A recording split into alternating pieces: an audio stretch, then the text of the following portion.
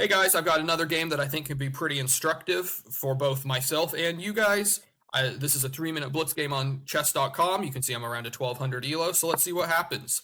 So my opponent plays the move e4, and against e4, I'm going to go ahead and set up the Caro Kann. So I play the move pawn to c6. My opponent develops their knight to f3, and the idea of the Caro Kann is to create this pawn chain right here with your c and d pawn.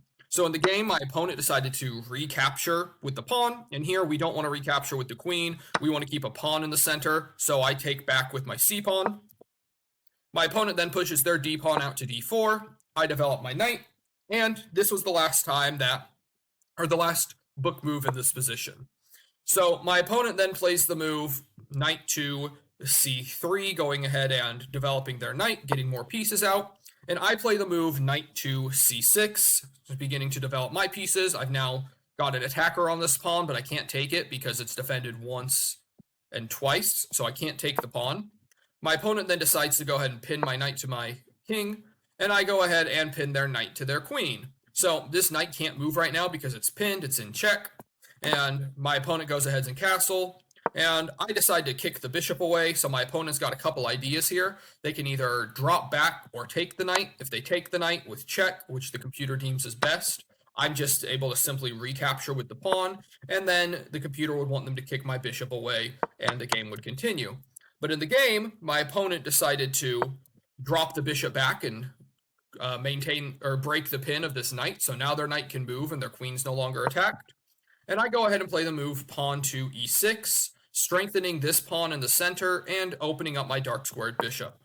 So my opponent then plays the move bishop to f4, developing their dark squared bishop, and I develop my dark squared bishop as well. The computer wanted me to go ahead and offer a trade of the bishops and go ahead and jump in something like this and begin trading pieces, but I wasn't ready to do that quite yet, so I just developed my bishop to e7. So here my opponent unfortunately makes a bit of a mistake, but it's only a mistake if I can capitalize on it or if you can capitalize on it. What the computer wants me to do now is play the move queen to a5, attacking the knight and forcing it to move, and then developing this pawn here and forcing it to move as well. But I go ahead and castle to get my king to safety, and then the computer gives this move a blunder up here, queen to c1 by my opponent, because what the computer wants me to do is take the knight, and once they take back with the bishop, this pawn is no longer defended, so I get to win a pawn here.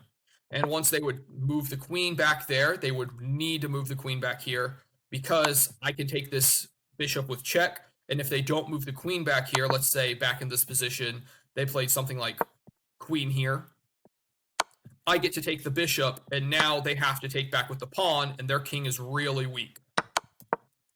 But in this position, I unfortunately did not see that at that moment, and I played the move knight to h5, threatening the bishop on f4, and they go ahead and push it back, but that is also deemed a miss. So I go ahead and play the move. Now I take the knight with my bishop. So I play bishop takes f3. They go ahead and recapture with their bishop, and now I take this bishop in front of the king.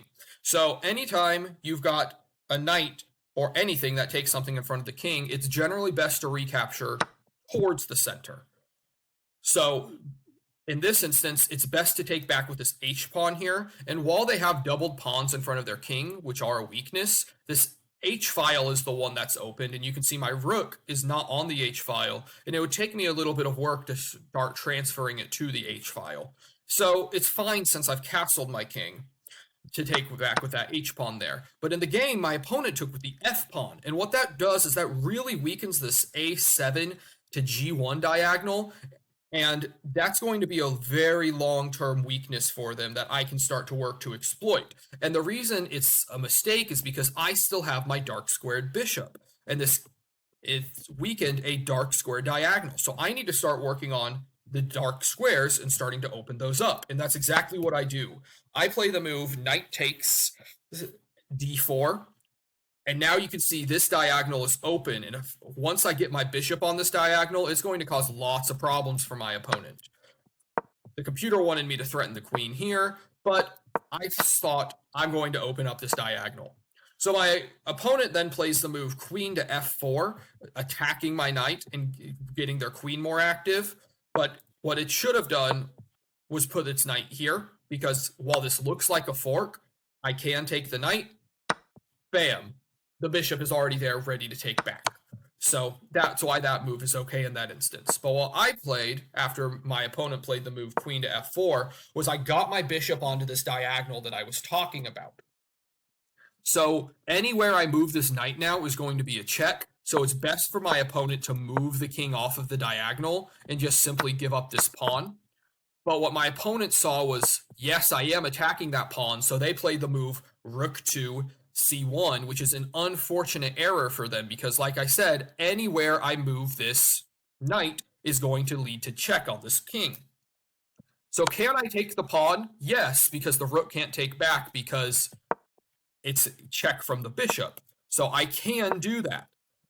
But when you have a great move, you can look for a better move. And so could I have played the move takes the bishop and won a bishop for free?